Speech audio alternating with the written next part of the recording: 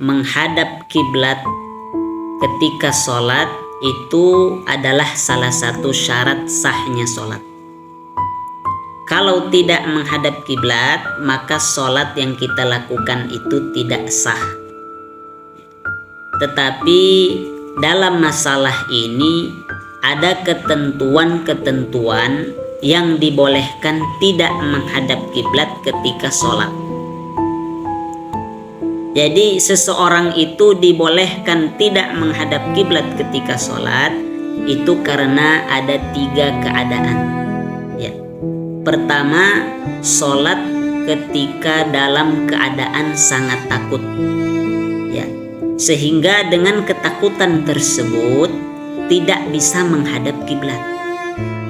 Misalkan sholat ketika dalam peperangan, atau sholat ketika situasi dan kondisi membahayakan, sehingga kalau kita tidak cegah, bisa-bisa kita akan mati, bisa-bisa nyawa kita akan hilang.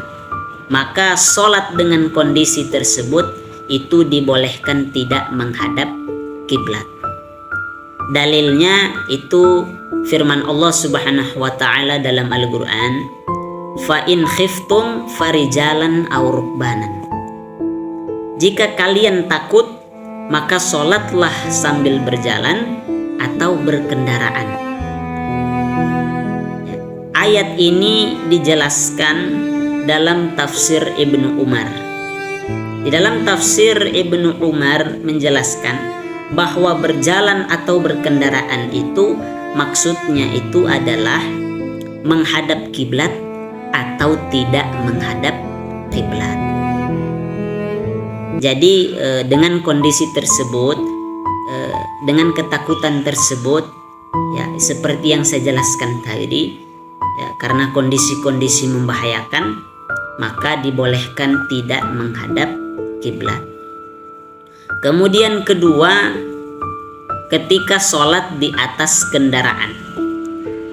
Jadi seseorang itu dibolehkan tidak menghadap kiblat ketika sholat di atas kendaraan sesudah takbiratul ihram. Jadi takbiratul ihram itu wajib menghadap kiblat ketika sholat di atas kendaraan. Sesudah selesai takbiratul ihram, maka disitulah baru dibolehkan tidak menghadap kiblat. Karena kendaraan itu pasti berbelok sesuai jalan. Sehingga kalau kendaraan itu berbelok, maka kiblat sudah tidak sesuai lagi. Jadi disitulah ya, sesudah takbiratul ihram baru dibolehkan tidak menghadap kiblat. Jadi sebelum takbiratul ihram kita cari kiblat terlebih dahulu.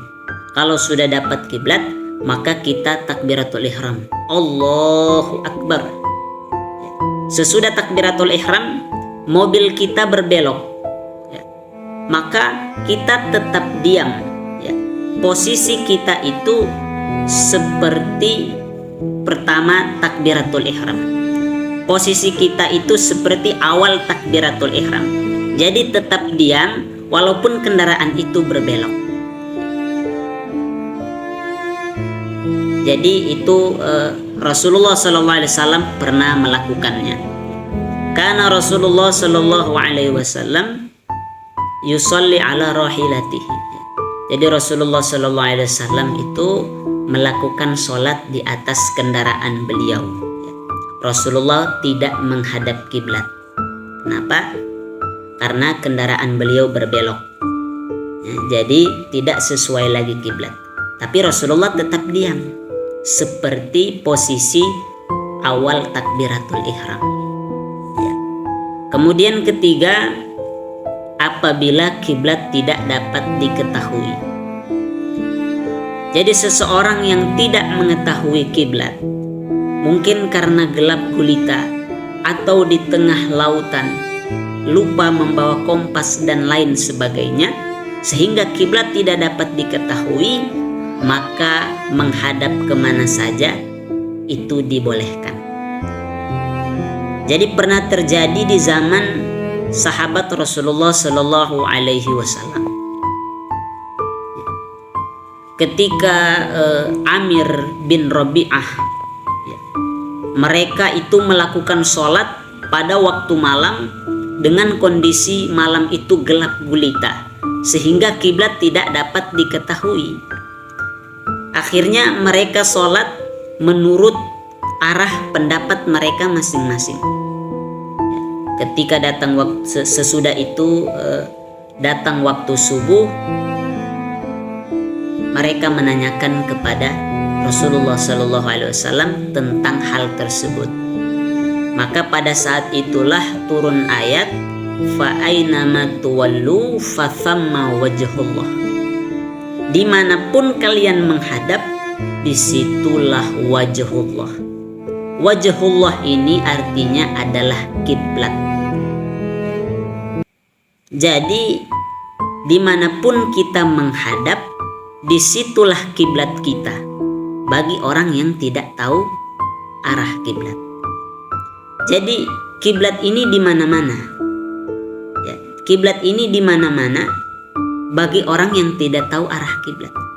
Artinya kita menghadap kemanapun, disitulah sudah kiblat. Ya, bagi orang yang tidak tahu arah kiblat.